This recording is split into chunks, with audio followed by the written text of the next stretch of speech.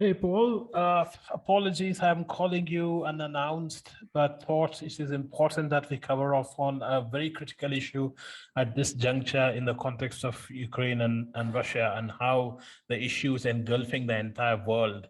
And there are quite a few offshoots, what I'm seeing at the moment. But in the same context, what's more important is that we discuss Operation Northwood and similar tendencies what US has in the history to basically wedge itself into global politics or global conflicts. Would you be in a position to cover off on this issue? Yes, I think there's more to it than that. Obviously, Bhargav, a lot more to it.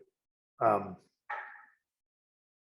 not sure that the false flag type operations are front and center of what people need to be focusing on. I think that's a massive indicator on the broader issue, and that's about the consolidated command and control and integrity of the Western alignment, by which I mean NATO, European Union, USA, and its various go to war at the drop of a hat allies such as Australia, Canada, New Zealand, the UK.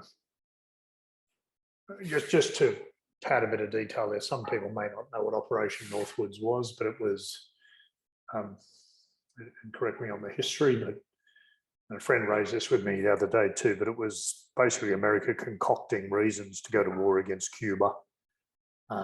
It's now released from secret, but I think it was President Kennedy knocked back a plan, and the plan was basically put together by elements of the US government, and it basically was put together by, I think it was Department of Defense and Joint Chiefs of Staff, and fundamentally it was involving all kinds of secret activities that would falsely blame Cuba for terrorist type activities, but they would have been actually carried out by own forces on American targets. And it was a lot more complex than that, but people can research it separately. But just to overview that, I think on this particular issue too, Bhargav, what is of greater concern than false flags is ignorance, and what's been occurring in the Ukraine, where the Ukraine has been attacking its own people, particularly on the east with Russian culture, language, and more aligned with Russia. They've been acting in a very inhumane way since, I'm guessing, a long time, that I sort of first became aware of it, I guess, in 2014 or so. But what they've now done is, hey, look at us, people are bombing us and attacking us. Well, and we want to become a member of NATO. Well, that's why you're getting attacked, because the Russian side of the equation didn't want that, tried to talk, nobody would listen. And the arrogance and ignorance led to what most people, it was only the day before that they went to Kiev that I worked out they were going to go to Kiev. And now we're sitting back going, well, will it take in other states? But I think a really important point, Bhargav, is that that ignorance is manifesting itself, cutting Russia off the finance. We've spoken about this. We said this is a new world paradigm, 3 weeks ago. And fundamentally, the Eurasian Economic Union, they're going to develop their own financial system, their own financial economic cooperation, their own monetary systems. And they've been forced to develop, and we spoke about that last week in a recording. You better be careful what you wish for, and particularly if you only consider your next move the next session on a lectern in front of the media that you're controlling. Because if you're not thinking long term, you're in for a very causal effect that you hadn't actually appreciated through your own ignorance, arrogance, and lack of foresight, and your own political blindness and your own geopolitical and geoeconomic madness to view yourself only as having a right to be right. So, I mean, it's a long-winded response, Bhargav, but you got me on the hop. That's interesting, Paul. Now, the false flag tendencies or the intention to get involved in the conflict, at the moment, I don't see similar tendencies immediately arising from the West, primarily because they have rejected 3 or 4 proposals for declaring a no-fly zone in Ukraine, and they have rejected the emergency application to join EU so that Ukraine can get some protection from its European brethren. And they've also rejected the application to be a member, emergency application to be a member of NATO. So to that extent, do you see similar mistakes being committed again? And at this point, I'll have to put my hand up and say Putin seems to be going the same way of what Soviet Union did back in 56 when they invaded Hungary, 68 when they invaded Czechoslovakia, and 79 when they invaded Afghanistan, which basically led to the Soviet Union crumbling in 89 to 92. So if we look at all these indicators, do you really see Putin actually surviving the latest assault on Ukraine, given that Ukraine did take missteps, especially since 2014? I do understand your point that they did invite the trouble by actually aspiring to be part of NATO, which is basically enemy number 1 or the threat number 1 for Russia. But still, do you see the same mistakes being committed by both sides? Well, let me ask you a question first. What are the differences between Russia invading Afghanistan and Russia invading Ukraine from a commitment by the troops, a commitment by the people, and the sheer ease of the operation?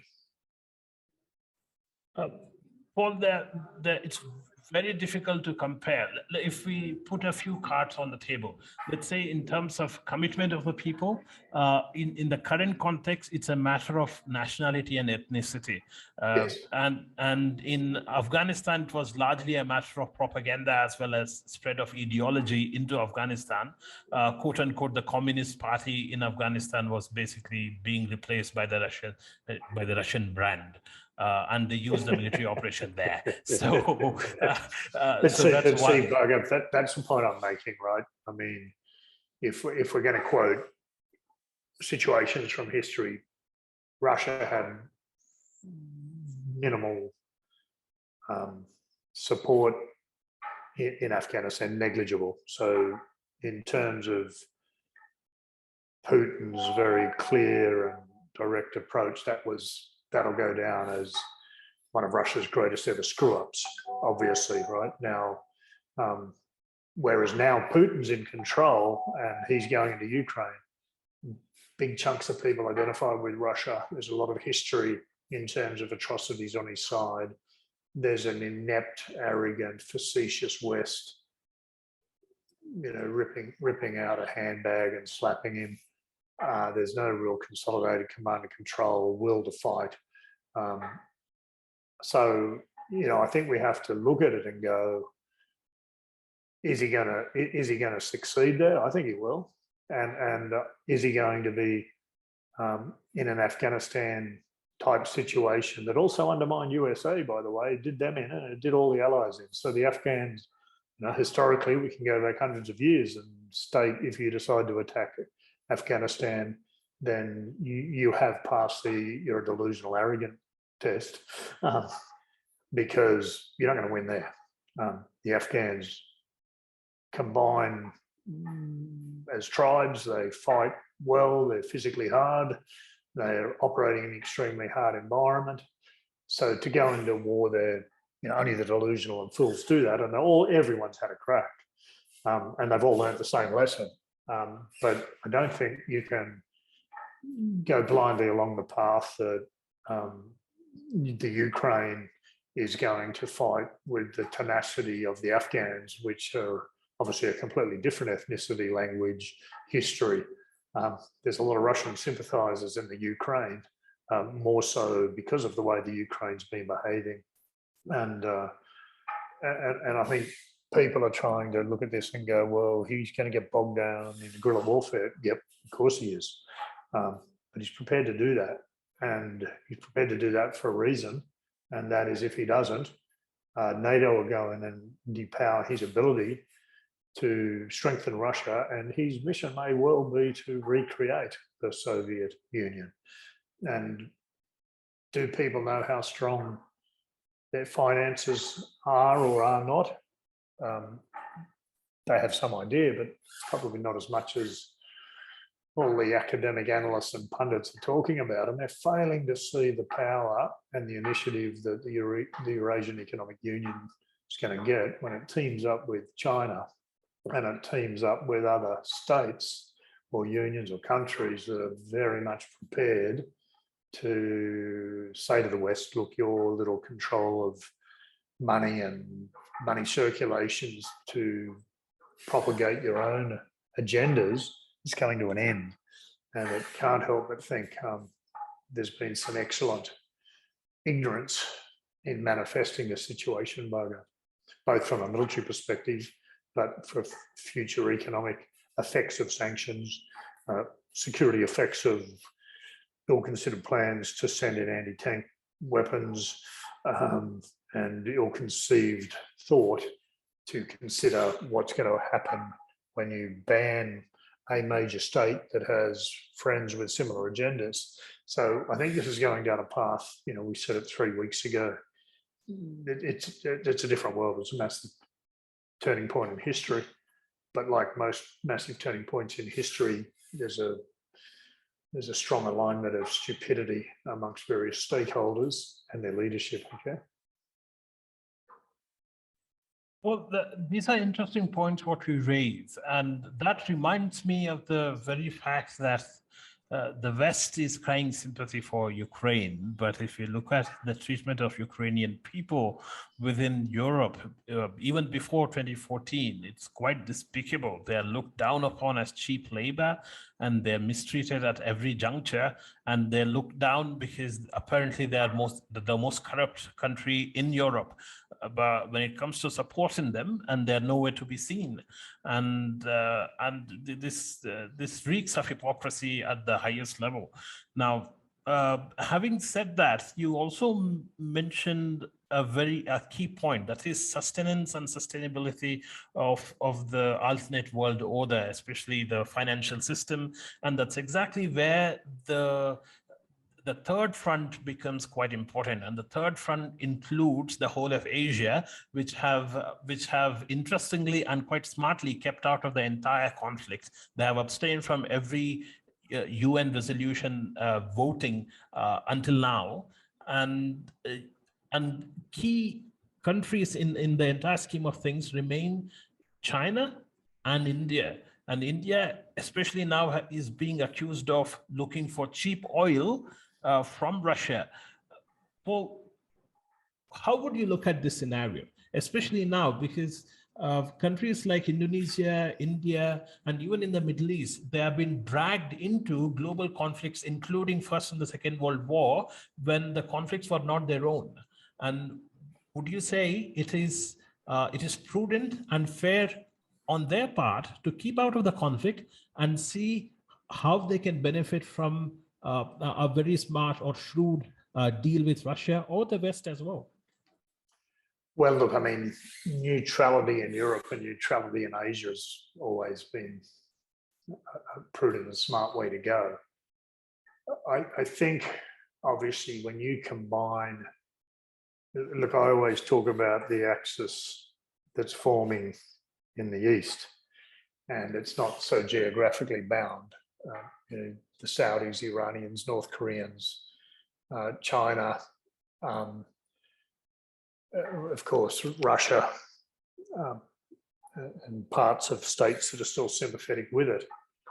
India is a really interesting point because, when everybody talks about the size and power of America, most of them remain delusional and want to pretend it's still 30 years ago. They don't see that India is going to operate. Yes, it's a democracy. Yes, it's the most populous democracy on earth, but it's going to operate in its own self-interest. It's a proud nation. It's a nation that has, the extremes of education, but it has more well-educated people than any nation on earth. in the English language. So it doesn't have to beckon to the Western powers. It's a power in its own right now. It obviously has conflicts on the border and differences with China, but it's also got the wisdom and as you mentioned, it's prudent to sit back and go, well, what's in our best interest? And getting into a shindig when you're a rising power, after China and the States, Europe wants to be the next major power, as does treaties like the NATO, like NATO. The reality is, after that, the powers to be reckoned with are India, China, and possibly Brazil from an energy perspective. So look, it's very prudent to keep out of this. The West are going to try to use their backdoor Benny diplomacy skills to manipulate people to their way of thinking, but I think it is prudent that India in particular sits back. I think China is doing the same. I think it's a lot more involved than it's pretending to be. So yeah, mate, I hope I answered your question. Certainly, Paul. Paul, before we wrap up, I must add a couple of points here. Primarily because I see in the West there are a lot of calls or a lot of questions about whether India will be sanctioned along with Russia because of its closeness to Russian industrial complex, both military and non-military industries, and specifically the oil deal. Now, we must reflect, because when the West talks about democracy and West talks about value system, value-based world order or rule-based world order, it evaporates the moment there are critical issues on ground where the West was supposed to get involved and actually champion the values of democracy and human rights and whatnot. And when countries like India and Indonesia needed help, and they sat back and supported their own allies who are involved in the conflicts. I'm talking about two case in points. First is Indonesian independence, and the US played a dirty game in supporting the Dutch, and they supported the French in Indochina, in Vietnam. They supported a military-led regime in Pakistan, especially in 1971. And this basically demonstrates the Western world order led by values and the rules are basically shallow. And it gives a very misleading and divisive picture, which doesn't really make much of a sense in Asia. And that's precisely why most Asian countries, including India, Indonesia, China, they are deciding to stay out of a conflict which is not their own. So with that, with that, I guess we can wrap it up. No, I want to keep it going for a little bit longer. Look, your points are very valid. I think two critical things to extrapolate off that is, values. We could talk about the values of the West, the hypocrisy of the West. I mean, you kicked it off by pointing out Operation Northwoods, where a country that believes itself to be on the moral high ground and the greatest of all superpowers ever to walk the earth is prepared to attack its own people to justify going to war so that their people support them. So what's the value there? Treachery. I've mentioned before this whole Ukraine-Russia thing and the ensuing power battles of the splittings of economies, and probably the splitting of the internet will potentially bounce off that as well. It's very scary. But the West's values and democracy itself, everyone thinks, it's the greatest political system ever. The reality is it's had a fairly short existence. And democracy works well if there's a go-to power that can rationalise it. And I'm not sure that modern democracy, as we know it, the Westminster system and the American system, is going to be around 200-300 years from now. Right now, everybody can only see that. But looking at Putin and looking at China's leadership, they seem to be doing okay on the trend curves. And I don't think that's necessarily the flaw of democracy. I think it's the flaw of values. And I think it's the fact that you've got America, if we use it as an example, it's always easy to pick the top dog. but it's got a massive divide between rich and poor. It's got horrible social service systems. It's got its own veterans homeless on the streets. It's got a massive drug problem. It's got massive gang wars, all kinds of sick, perverted violence, gangs murdering people as a badge of honour. All this boils back to a divided political system, a racial system, and a has and has not, both in terms of what you have access to economically, and you still have massive colour and racial issue. You also have, you know, Wall Street and an extended finance sector that's, you know, we talk about values, it's almost valueless, it's not accountable. You know, post financial meltdowns, there wasn't really any punitive actions taken of any note. So democracy is becoming a rapidly horrible type of hypocrisy in America. When you throw in, you know, the example of the false flag, you had the error or false flag that was weapons of mass destruction.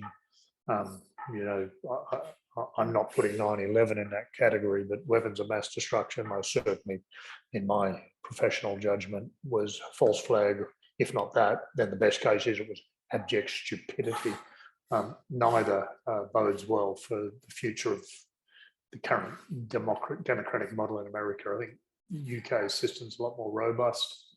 There's a big argument for that in the royal family compared to TV stars as president. I think this is a massive point in history. You know, it's prudent for us to have these debates and release them. And you know, we invite people to challenge our views, but we ask that you research left and right eyes to view it all before you activate us with a debate, because I think the greatest problem that's confronting the world now is ignorance and arrogance and a lack of values. Bhargav, I think that might do it for today. Back to you in your desk or wherever that may be today.